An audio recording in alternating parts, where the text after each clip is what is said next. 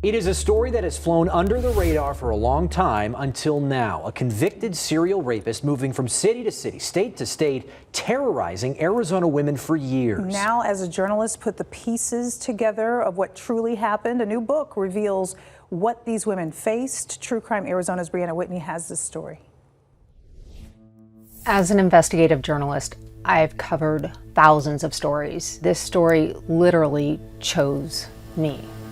It's April 1999. Tammy Leitner lived in a Scottsdale apartment complex.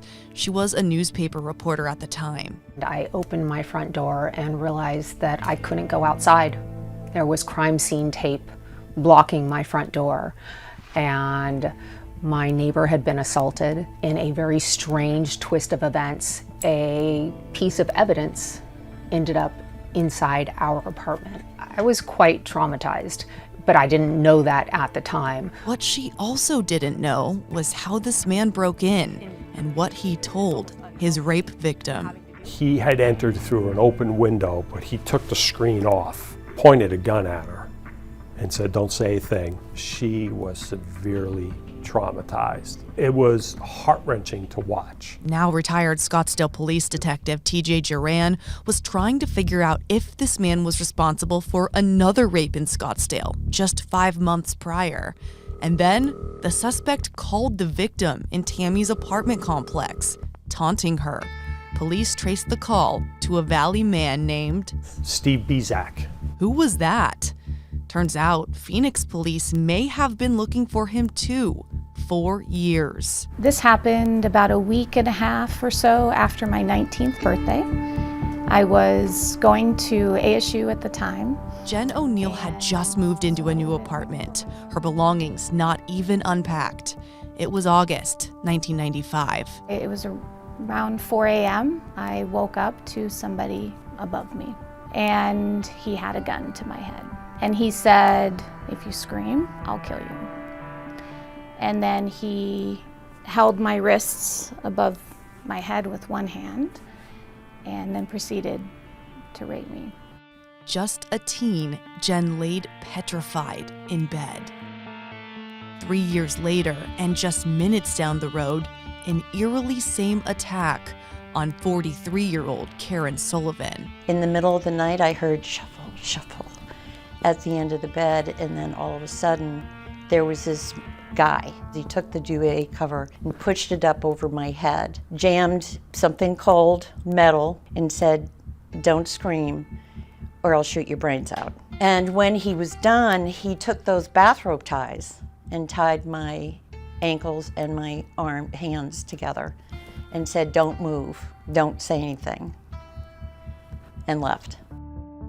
Karen and Jen didn't know each other and wouldn't for decades. They both had no idea who their attacker was until dominoes started to fall one by one. Steve Bizak, the real Steve Bizak, came in, and he had his ID stolen in Florida. A stolen identity and a botched burglary in Florida finally led to an arrest in 1999 after years on the run. I'm with the Phoenix Police Department. You're Phoenix, okay. You bet. You spent some time in Phoenix, didn't you? I did spend some time in Phoenix. I'm Claude Dean Hull II. Let me tell you, I'm pleased to meet you. You got me. Karen got a call from a detective.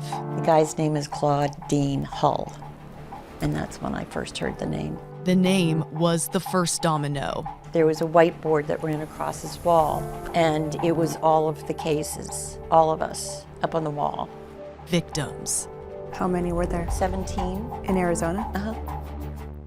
Over the next 9 months, detectives started piecing together who he was, and they determined that he was a serial rapist, and he had been doing this for several decades. California, Arizona, New Mexico, Texas, Florida. Detectives estimated, they believed that there could be as many as 100 sexual assault victims and 3,000 other victims that he either robbed, stole their identities, broke into their homes. Woven into his lies, Claude Dean Hull described his MO to police. He calls himself a creeper. He says, "I creep." And he says, "You will not believe how many creepers are out there at night that I see, that don't see me." He described to authorities how he found Jen O'Neill. I basically walked by him in my garage of the apartment, and I just either smiled or said hello, nothing major, and he felt that I looked clean. Yeah. And from there, he watched which apartment I went into and waited for my lights to go out. A serial rapist, a serial predator, using the darkness of the night to strike. Innocent victims, the youngest just 11 years old. He was convicted in both Florida and Arizona for multiple rapes. Tammy couldn't let any of this go. She needed to know why. After several letters, Claude Dean Holt responded to her from prison. He said, okay, I'll tell you, what do you want to know? Tammy would correspond with him dozens of times, desperate to understand the depth of his sins for the survivors she had grown close to. I never got what I was searching for from him. I wanted to understand why he did these things. Was he born this way? Was it a compulsion?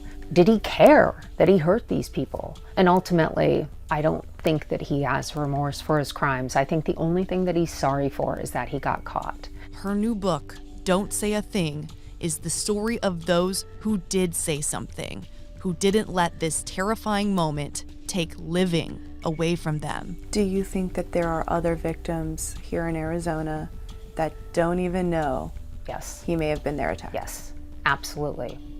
Absolutely. There might be a couple of victims that hear this and think, that sounds like the guy that sexually assaulted me years ago. The hope is they may come forward because now there's power in numbers. Not victims, but survivors. But I like to think that, yes, this is part of my story, but it wasn't the beginning, and it's definitely not the end of my story. He's the reason for this story, but it's about us. And we live to tell the tale. Yeah, it's that emotional. is a doozy. I got so many questions. I don't even know where to start. I know. So he finally decided to respond to Tammy's letters, Right. and that's what this book Yeah, so is there's a about. lot of that. It's called Don't Say a Thing. It just came out yesterday. Yeah. I've been reading it. It is fascinating. And there's a lot about the correspondence that she had with Claude Dean Holt, but I just talked to two of the survivors. There are so many of them, and she tells each individual story in here, and it is so powerful. Yeah. You mentioned in the story that Claude Dean Holt was convicted in both Arizona and Florida. Is there any possibility that he's released? No, so he's serving several decades in Florida. If he were to get out from there, he would then be extradited here to Arizona and serve his time here. He wouldn't survive that, but let's just say he did. Then he would be taken to California and stand trial there. Now, interesting here, Karen Sullivan did have her day in court. Jen did not. There were plenty of victims who never did. And those two survivors, they met each other for the first time in person when they did their interviews with us, and they embraced. I mean, it was a powerful moment. Yeah, and likely as well. Right. It's much like Tammy, I want to understand the mind of this person. It's very weird, that kind of curiosity. But I'm wondering, did Tammy talk about why he finally decided to respond to her? No, Like I mean, why, after all of the times that she tried? Yeah, she tried for a long time. It seemed like once he was fully caught, the interrogation video was out there, he knew he couldn't run anymore. Right. He had used multiple different identities. Steve Bizak was just one, but there were other identities he used in Florida too. It seemed like finally he was just surrendering to it, but the reality was, and I read some of these letters that he sent, they're very manipulative and they're not overly explanatory, kind of stringing her along. But I, like Tammy, I identify very much with Tammy, right? I want to know what's going through the minds of the people that I cover in these true crime cases. Your story raises the possibility that there might be other victims. Right. Obviously, this man's DNA is all over the system. So if there were physical DNA evidence to be tested, it hopefully would have already been tested. So I guess, are we hoping that the MO, the comments, something circumstantial might tie him? Yeah, so I mean, the book is called Don't Say a Thing because that is what he would tell his victims and who became survivors tying them up and telling over them not to and talk, over. Right. It was the same kind of crime every time. And you heard in that story, TJ Duran, the retired detective, he has never been able to link Claude Dean Holt to that rape he was working in November before the victim in Scottsdale, but he believes that there's a high likelihood that it was him. So there could be others out there, and of course now you would hope they could come forward in comfort knowing that there are other survivors sharing their stories. We might have an update to this story. Yeah, for sure. Yeah, and just the courage of Karen and Jen to speak out is remarkable. Absolutely, they were so open and so honest and genuine.